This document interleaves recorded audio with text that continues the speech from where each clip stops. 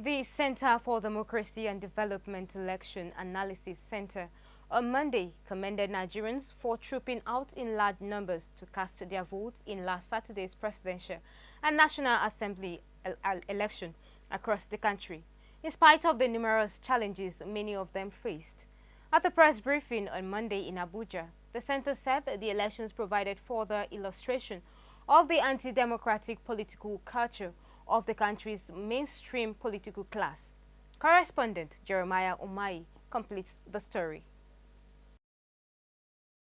The Center for Democracy and Development, like the other civil society groups, monitored the 2019 presidential and National Assembly elections in the 36 states and the Federal Capital Territory with over 3,500 field observers. Speaking in Abuja this Monday, Chairman CDD Election Analysis Center, Professor Adele Jinadu, decried the spate of violence and disruption of voting by some influential persons in some states of the Federation. The secrecy of the ballot box was violated, and voters cast their ballot in full public view in some polling units, where polling booths were not cordoned off or voting cubicles were not provided to ensure secrecy of the voting process.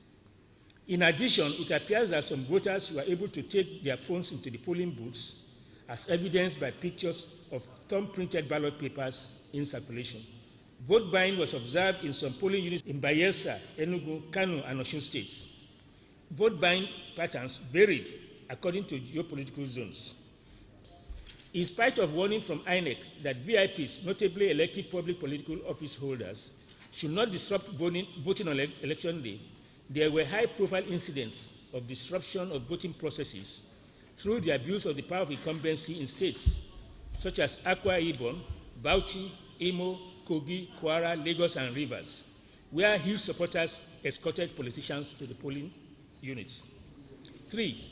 Anti-democratic attitude. Other members of the center said Nigerian democracy is improving and called on Nigerians to shun ethno-religious bias to help shape the nation's politics. With each succeeding election, that is 2011,